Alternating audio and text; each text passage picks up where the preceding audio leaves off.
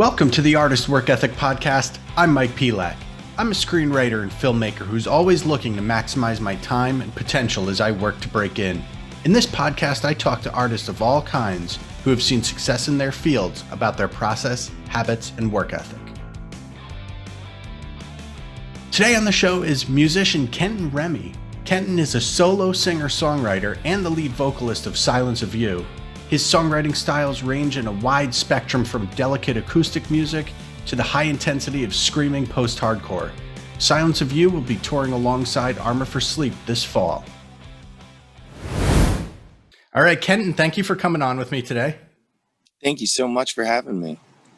All right, so you moved from Pennsylvania to LA and you've released a ton of music as a singer-songwriter. You're now fronting Silence of You, and you're getting ready to tour the U.S. in support of Armor for Sleep. What was your vision for your music career, and how have you put that in place so far? So it's kind of taken its own life. I started pursuing music, first my singer-songwriter stuff back in 2015. And with Silence of You, I started writing songs then for Silence of You. And it was just totally out of a healing place. I started going into therapy and stuff like that. And then it shifted into, oh my gosh, I love this so much.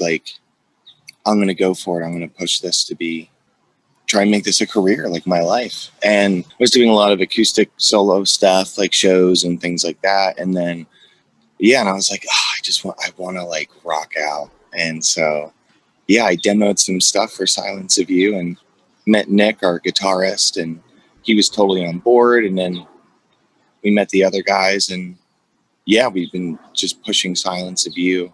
I still do my acoustic stuff for fun, but Silence of You is just the end all be all for me. So with your various projects, how would you say you structure your day to stay as productive as possible? Whether it's, always writing or always just, pushing the business side of things forward. How are you keeping all cylinders moving in a forward direction? Because it's such a tough industry, and it's also vital for my healing to write and perform. So I'm this is such a priority. So that's personally my number one priority. So I have worked as minimal as I can just to make ends meet. So most of my time is writing, is, the band practicing, being available to take on any shows that we can. I had learned from seeing all these other artists in LA, and they're I've got this car payment, or my rent is just, if you spend your time doing anything for a lot, even if you don't like it, you'll get good at it. So I was I'm not going to try and get really good at being a bartender. I'm going to try and get really good at being a musician. Pretty much I'll wake up, I'll have coffee. I give myself 2 hours to myself, and then it's writing or it's networking all day until I have to go into a shift. Or my days off, it's booking shows, whatever. It's just first priority for me. I think that's so important that you said that you try to keep your day-to-day, survival work as minimal as possible. And, I've always read that it's important to not burn yourself out too. And totally. then you won't be able to dedicate yourself to the things that you actually want to be doing. Because, there's sacrifices living this lifestyle. It's you might not have a great car. You might not be able to go on vacations all the time. Or, I've worked jobs, day jobs where I'm so exhausted at the end of the day. I'm I don't even want to write. So I'm well, my time under the sun, I got to have energy. So I've really prioritized that aspect. So with all success comes some rejection along the way. How do you push that aside and stay focused on what you need to be doing? If you're hurt by rejection, it's just ego. And I'm not saying that in a mean way. It's just your subconscious is oh, I'm not good enough or something. And that's not the case. The reality is not everyone is for you. Especially with art, which is so subjective. Exactly. There are people that especially with Silence of You, they're do not like this.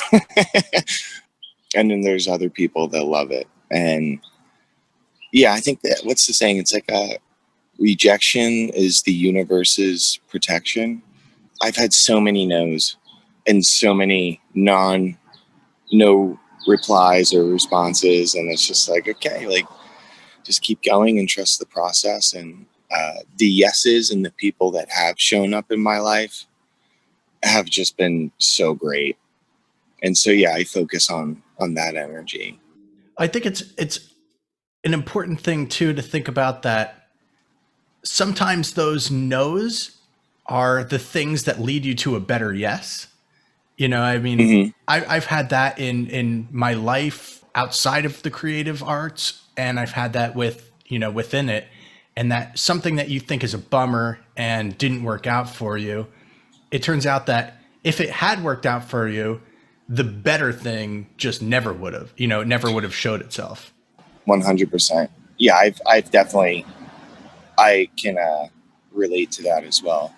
I would definitely say that you're on the rise, and you surely have had some moments of success along the way. And, you know, success is another, you know, subjective thing that everyone's got their own definition of. But what in your work ethic do you think has brought success to you? And at what point would you deem yourself successful? If my art is taking me to make me a better person, like that's a success. Because if I'm a better person, because I'm like, my music oftentimes, like, I don't know what's going on with me. And after I write, then I figure it out. So success to me looks like, oh, if I am a better person because music is helping me, then I have better relationships. I show up as a better person. So that's a form of success for music for me. But yeah, as far as like you saying like me, you consider me being on the rise, like I appreciate that. And I feel that as well. And the reasons why I feel that is like every time we play live, we gain an audience and we see the reaction in people, especially when people reach out about the lyrical content that like can identify with that. Like that just like, that's it. Like for me to know that like I was able to help somebody get through a day or a moment, or just kind of our music can kind of hold somebody's hand through a rough time. So success for me is the connection, being a support with my music. It's helping me internally, emotionally, mentally, and yeah, making it a career to pay the bills. What advice would you give to someone who's beginning to explore an artistic endeavor in terms of work ethic and just the general creative process? Number one, don't judge yourself. Sometimes you just like I'll write songs. Sometimes they just come out of me, and then like afterwards, I'm like, would I ever put that out? No. Sometimes you just got to like work that thing through, because on the other side of that, there's like a song that's good that was waiting to come out, and you had to push that song out of the way. So if you're really new, don't judge yourself on your writing. Be excited about the discovery of whether if it's music or painting, whatever. Like I feel that like your art is trying to teach you something, and it's showing up in your life for a reason. And be excited about the discovery of what your art is. Make the time. I think if you really are interested in it, or you already know that you really enjoy doing it, it's not going to really feel like work. And that's the blessing of it. So the discipline kind of takes care of itself. If you're in love with it, like you're kind of like obsessed with it and you're doing it all the time. Just give it time. Don't judge yourself, and be excited of like what you're finding through it. I think that's similar to, I recently for this podcast interviewed an artist, and actually an LA based artist called Wordsmith. And one of his pieces that I think about on a daily basis when I'm, you know, trying to keep myself focused and motivated. It says, do something every day to remind the city why the hell you're here. What you said brought that up in my mind, that, you know, you've got to be passionate about what you're doing, but also remembering that you do have to do it constantly and daily. Yeah. And otherwise you'll fall behind the people that are doing it every day. Exactly. Art and business, it's kind of like, it's a weird thing. It's said that like the entertainment industry is very competitive. And I just think like don't try to compete, but there are people that are hungry to have opportunities. And I think it's difficult in the beginning as an artist to speak up for yourself. I think a lot of artists can identify with that. So I would also encourage to challenge people to reach out to people, even if they're, massive in the industry, you've never met them or like whatever, just be like, hey, this is what I'm doing. Like, this is really important to me. I am coming to you because I love the people that you've worked with, and, really exercise that muscle of your worth of your art, because it is a business. And piggybacking off of that, where would you say you draw your motivation or inspiration from? It's always personal. I would say it's stuff that typically stuff that I haven't worked through, that's still like working, living in my subconscious. And it's normally like self-worth, self-doubt. It's healing from trauma, and so because I want to feel in control of my life, I want a better life. And so what comes up when I write is, these insecurities or these pains or whatever, but there's always like a spin or a point in the song where I'm like, this isn't controlling me, I'm controlling it. I am taking responsibility for my life. And it's like, and I just, that's a huge motive for me to like get out into the world. I believe in self-accountability, and I know that nobody gets a free pass. Nobody gets a free ride. Like, you have shit that happens to you, but it doesn't have to control you. And it's tough work. But if people like the sound of Silence of You, like it energizes them, it pumps them up. Like, that's, in the lyrics, that's what's in the lyrics too. So if you haven't listened to it, or you don't know what I'm saying, because I'm screaming a lot in the music.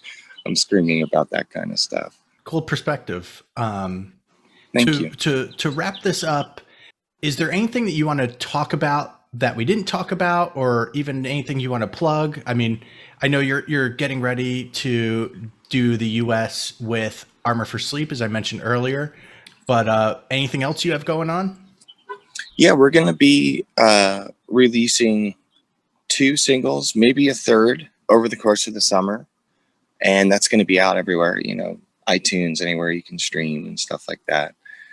Yeah, just a few singles. And then the tour is the biggest thing we're hyped on. We want everybody to come to. And so far, I know a lot of Armor for Sleep fans are pretty Jones to come out. So yeah, other than that, I just, I hope everybody's doing well, and hopefully over this pandemic, it's been a time of like self-reflection. And I hope now that the world is opening back up, people go for it, whatever it is in their lives, like, if you survive this, and I mean that respectfully, like, here's your second chance, Agreed. So, well, thank you so much for coming on with me today.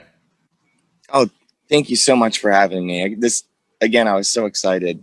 Thank you so much for listening today. Please subscribe to the Artist Work Ethic podcast anywhere you listen to podcasts, and please rate and review the show.